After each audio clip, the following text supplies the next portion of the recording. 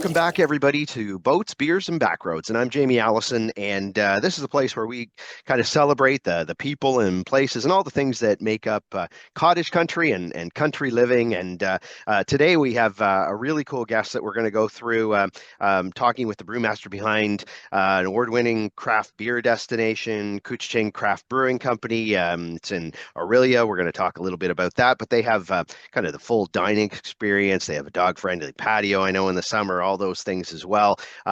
So it isn't just a brewery, it's a gathering space. Just like a lot of the places that we talk to, that it's that more kind of destination and how kind of all those things can connect together. So we have Rama with us today. So first of all, thanks for taking the time. I'm sure you're busy, and I know we're gonna be showing this later, but you probably have people in there for the Team Canada game that's happening right now and everything too. So yeah, so just thanks Oh for yeah. taking the time out for us. I appreciate it. Thanks for having me, Jamie. Yeah, we are having people are probably in for the Team Canada game, hearing you cheers. Hopefully we're doing well. Yeah, yeah. I'll be listening to it too, just to see. So again, great that you're able to join us. But for those people who maybe haven't went to Couchiching Brewery before, tell us a little bit about how how it came to life in Orillia. I know that there's been a couple of iterations before it became kind of that, and you've had some mergers and stuff. Can you give me just the top line, kind of how it came about in Orillia? Yeah, of course. We're celebrating our 6th year this year. Yeah. We've been around we did our 5th anniversary last year. Hmm. Really, our shareholders got together. They looked at our downtown core. Aurelia's got a very vibrant downtown core. We got a lot of support from the city. Hmm. There's a great business owners association that really tries to drive people downtown to shop and to eat down here.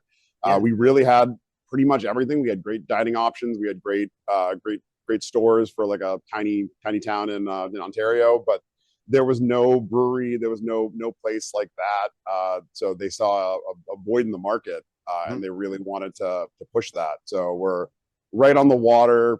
You can see the lake from where we are. Lots of boats in the summertime. Yeah. So it was pretty much a perfect fit. And then recently, one of our restaurants, they decided to move so they could open up a new restaurant in space. Mhm. So Brewery Bay came and merged with us. They took over a lot of the front of house dining experience, and they Yeah. left the beer making to us in the back. Yeah. Yeah. It's nice to have that combo, and I know for those people who maybe know Aurelia a little bit, but you already mentioned it's obviously it's very much a like a cottage town, but it's also very well kind of promoted downtown area and everything as you mentioned. Why do you think that kind of was a really good fit for craft beer and you being the beer expert? What is it that kind of aligns nicely with being in a place like Aurelia? I think we have a lot of traffic in the summertime, which is exactly when craft breweries make their buck. So Yep. a lot of people come through. We have a lot of people coming through on their way up to Muskoka. We have a lot of people coming down in the summertime on their boats, Yeah. and there's not a lot of places in this area that kind of caters to it. There's a couple other breweries a little bit north, and then Yeah. between us and we're the only destination here between Barrie essentially, and then up in the lakes where you have Muskoka and Lake of Bays and all those kind of places. Yeah. Those places are getting bigger and bigger, I find, and Yeah. we're really trying to hone in on that like local, small town kind of feel. Yeah. We don't have a ton of our beer is not mass produced. Our beer isn't pasteurized. Our beer isn't filtered. Yep. So it really is like coming into like that old kind of like English pub or that old style of brew pub where you can drink all these very old world kind of beers, Yeah. and they still taste really good, and they're a little bit different than what you would get in your like local LCBO or from a brewery that's making things out at like 70,000 or 150,000 liters at a time. We're making Yeah. out each batch here 2,500 to 1,500 liters at a time. Yeah. So we do tamp down on like consistency. So we want all our beers to taste good batch to batch to batch. Yeah. But you can definitely tell that it has a more handcrafted, a more artisan, a more local kind of feel than something that would be bigger and you can get all across Ontario. Yeah. And well, and I mean, obviously, it shows that you're passionate about it yourself. How did you get into kind of brewing? And obviously, I know that it takes a bit to learn. It's a real process to understand. And so, tell me a bit about kind of your background that way, and how you got to that skill set that you use. I have a bit of a science background. I was an undergrad at chemistry at UT, and then I went to medical school in the States for a little while. Yeah. When my dad got sick, I came home. I'm an Orillia boy, Mm. so I'm a local kid. Yeah. When he got sick, I decided to put my studies on hold and come home.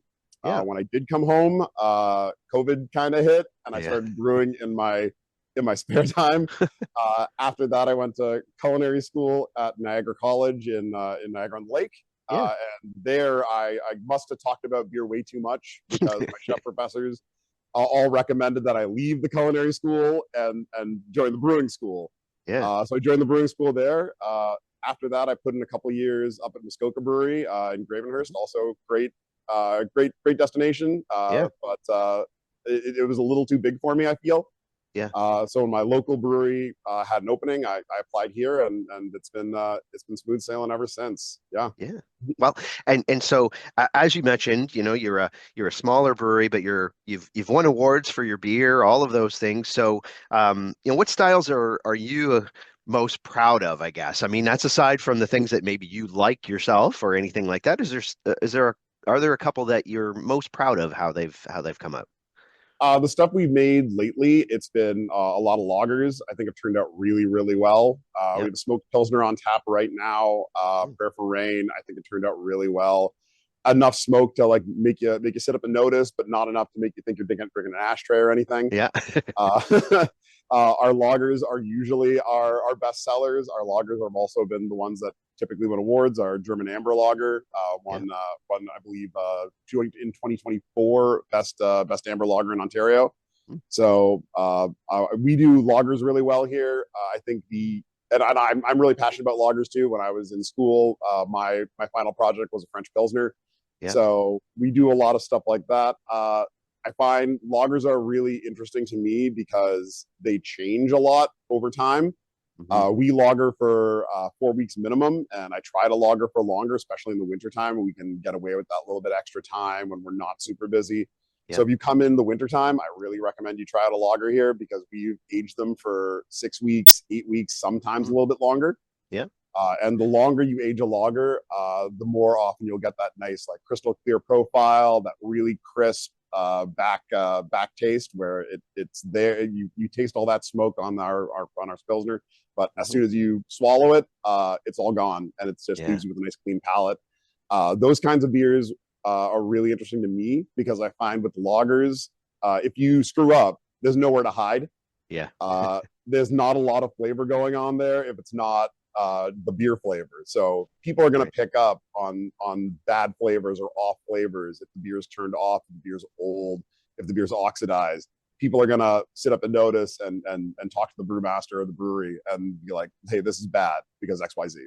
Yeah. Yeah. and And do you find people are that come to a craft brewery, are they a lot more knowledgeable in knowing like here's what probably went wrong, like that kind of thing, that like some people may say they like it or don't like it or anything like that, but do you find people actually have a lot more knowledge in what maybe went some wrong of our or what? regulars do. Some of Yeah. our regulars do have a lot of knowledge, and they'll point out things. Luckily, we haven't gotten any giant complaints. Yeah. But I have been called to attention when someone, oh, the carbonation is low on this.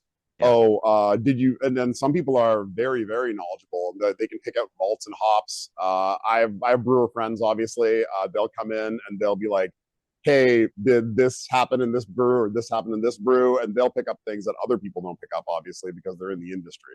Yeah. And I'll do the same thing when I go to those breweries. Yeah. But I find that with the craft beer, people are spending a little bit more. We charge a little bit more than Molson and Bud and Moosehead even, Yeah. and people are paying $1 extra or $2 extra for their beer. They want a really good product, and they won't suffer a poor product. So if something's bad, I try not to send it out. Yeah. And obviously things slip through the cracks all the time. But I think for the most part, we've done a good job about establishing consistency, establishing quality, and making sure that every beer that gets poured out and on tap, I can be proud of. Yeah, yeah. And you already mentioned that you get probably a different crowd in the winter time that you do in the summer. I mean, you still are a Mhm. you still get snowmobilers and all those things in the winter, I'm assuming. But does that change what you're brewing at any one time? Does it change the focus? I mean, I know a lot of places will do, you do those heavier stouts and things like that in the winter time and maybe a lot more of some of the, the lighter beers and maybe some of the fruitier beers in the summer. Is that what you guys do, or do you do the same thing throughout the year and just flex it a little bit? We do cater a little bit that way. We don't brew anything too heavy. I think our heaviest thing is our cryo IP that we brew in the summertime. It's up at Mhm. 7%. Yep. Our regulars, especially, and I find most people here, and I lump myself in this category too. When I go to a brewery, I want a lot of beers that are in that 4 to 5 range Hmm. because typically I've driven here and I want to have 2 beers at least, Yeah. maybe 3 if I can get away with it, Yeah. and still be able to get home and not put anyone in danger. Yeah. So people here, they like I think we have 12 taps. We try to keep them filled all the time. We have people who come in for flights, and Hmm. typically what I'll see is people will have a flight of beer and then they'll want to have a whole pint of the other one. So I try to keep everything in that like nice friendly 4 to 6 range. Yep. We do change things up seasonally. We have a lot of requests for sours in the Mm. summertime. We have a lot of requests for like beach lagers in the summertime. I love beach lager too. So Yep. we try to make a beach lager. We have a lime flavored one that we put out pretty much every summer now, Hmm. and then we usually put out 3 to 4 sours if we can Yep. in the summertime, and then in the springtime, usually we're trying to with those like slightly more alcoholic, slightly more warming beers. In the wintertime, we do skew more towards stouts, and then we also try and hit all the major brewing holidays. Obviously, Yeah. we got a red ale coming out for St. Patrick's, and also a Scotch ale coming up for St. Patrick's. Yep. So we'll try and like get that going in there. We do a lot of collaborations here too. Hmm. We do a collaboration with usually a Belgian beer or a saison, kind of more European flavored Yeah. for our Pride Week or Pride Month celebration. Yep. And then we have a local theater company that's usually contracting us to brew beers that are themed towards their show. Hmm. So we put out 2 beers for their production of Jesus Christ Superstar, and then we're going to put out another 2 beers for their production of Flu, which is going on this April. So Ah, that's we like to really integrate ourselves interesting. into the Yeah. community. Yeah, it's a great way. I mean, that is the one thing that is different and is how much you kind of link with the community, but also build community around the brewery itself. And maybe that's in the summertime, for those people that maybe haven't been there yet, what's it like at Couchiching Brewery? Like, what's the vibe? What are the things people really enjoy about going there in the summertime? It's really busy. I find in the summertime our patio's always jammed. Yep. We get lots and lots of requests for reservations. So I would say if you're trying to come down and you want us to have a beer in the sun, Yep. I would get here earlier rather than later Yeah. because we usually don't take reservations for the patio. It's just first come first serve. Yep. We'll take reservations inside, obviously, and if you want to request a table outside, we'll do our best to accommodate you. But Yep. if someone shows up before you and says, "Hey, I want that table," we'll give it to them. Sure. We find that like we're really bright and vibrant around the summertime. There's lots and lots of traffic in downtown Orillia. We Yeah. have lots of people coming up from the lake, so it feels like a party pretty much every day, and we feel like we're jammed from Tuesday until Saturday Sunday typically. Yeah, that's So I'd say it's a great time to experience like local culture, and we're right on the street too. So you'll see if you like to people watch and like to hear like the seabirds and all that kind of stuff. yeah. I definitely recommend it. And how important is it for a brewery generally? Because you've worked at a couple of them and see how it to have that kind of community connection. Because we've talked to a couple of them and every place does things slightly differently to connect with whatever their customer base is. But I think generally people seem to feel that in order for a brewery to be really successful, it's the beer being really good, but then it's also how do you build a community around people coming to your establishment? Like how important is that for you, and how important generally from your experience is that for a brewery? Oh, it's hugely important. I mean, our regulars keep the lights on in the wintertime when we Yeah, don't have a lot of tourists coming through. yeah, And we need to have that kind of. We try to travel a lot of community events. We partner. We have an event space upstairs. I'm in there right now, yeah, yeah, and we try to have events pretty much every day of the week if we can, especially in the wintertime, to try and drive community engagement and try and get lots of people upstairs so we can keep both sides open. We try and post. Obviously, we're really big for the Olympics right now.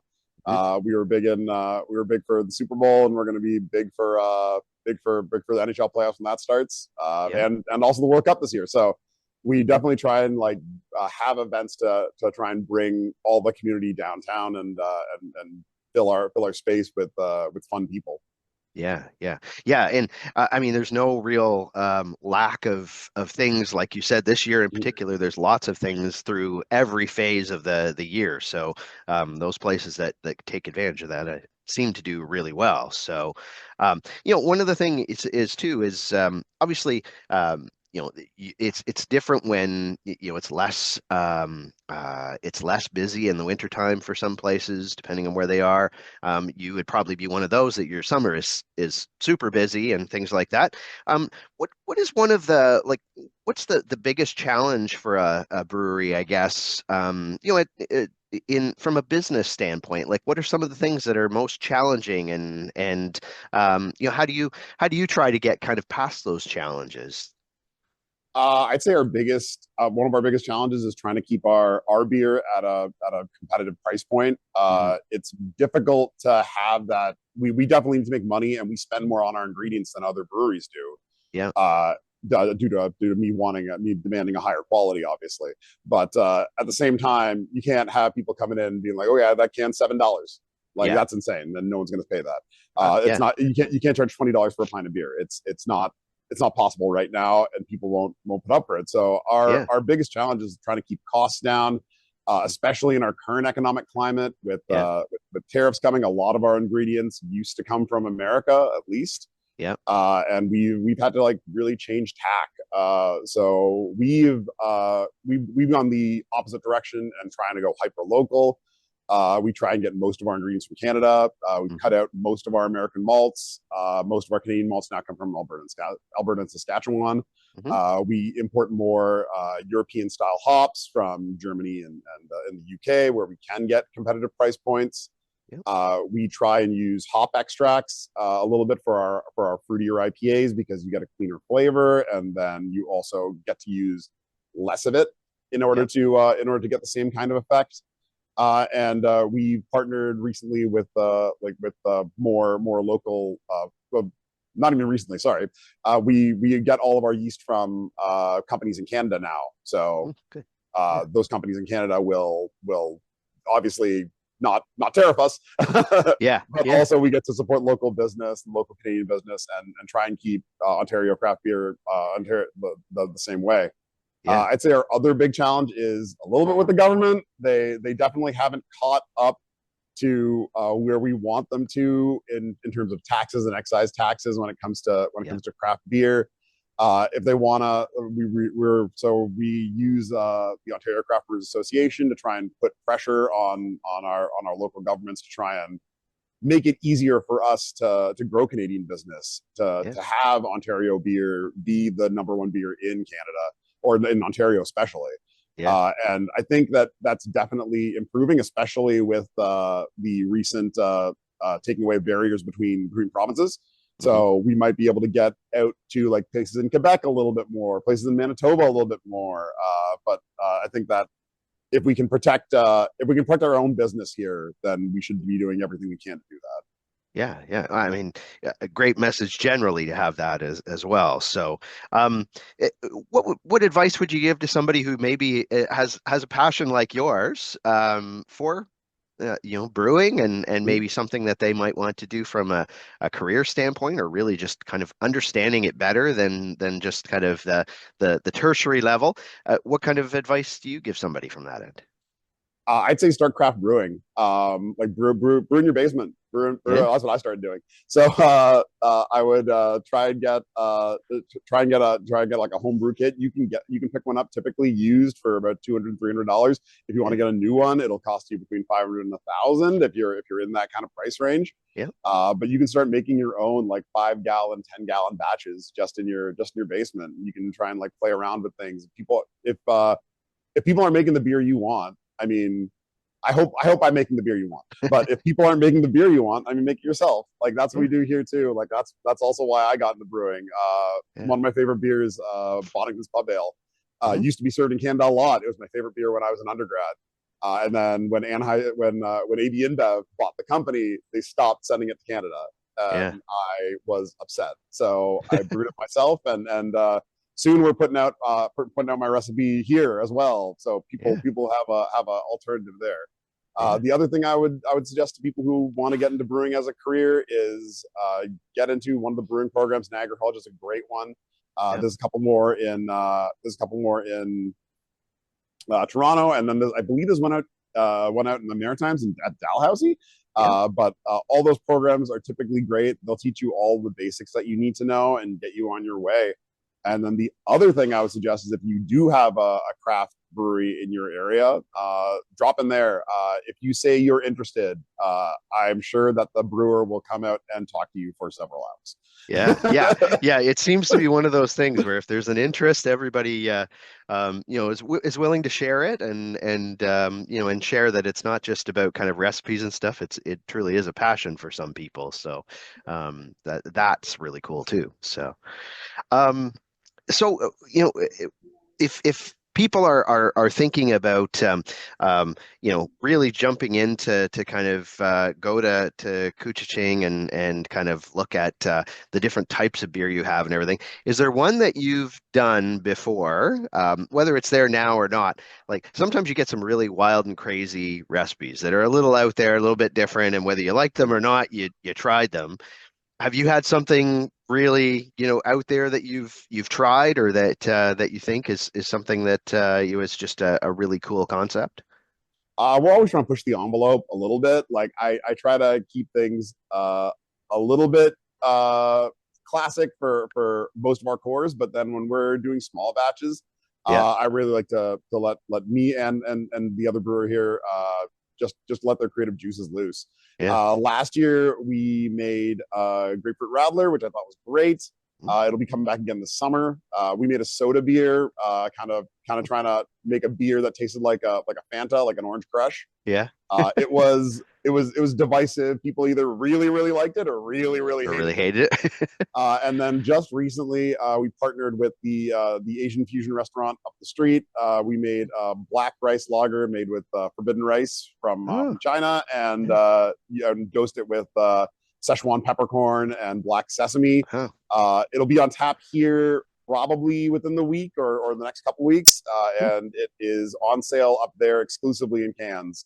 So you can pick it up there at Cito up the street in Orillia. So Wow. I think everyone should try that one. I think that's the wildest thing we've made. Yeah. I've tried savory beers before. There's a brewery up in Whitby called Little Beasts, and Yep. they made a Yep. black garlic beer. So I'm like, oh, could you do that? Do you make like a beer that's got that like little bit of sweet, little bit of savory, a little bit of spicy kind of going on? That's still something that you want to drink a whole glass of. I think we did it. I Yeah. think our Szechuan pepper lager is eminently drinkable, but also is something way different that I think most people haven't had before. Yeah. Yeah. Well, and if that one's coming up soon, that's definitely one for people to try out. Very cool. Okay, a couple of quick things for you in particular. So this is just kind of questions about you. If you're enjoying a craft beer, what do you prefer? Do you prefer a patio kind of beer or do you prefer a dock kind of beer? I like my beer on the dock. Yeah, definitely, Yeah. absolutely. Yeah. Yeah, All right. nice beach lager, nice lager with lime. I'm into that. Yeah. And well, that might even answer the next question. Are you an IPA person or a lager person? I'm way more of a lager person. Yeah, yeah. So what is it about IPAs that you don't like as much, or what is it about lagers that you just think is really cool?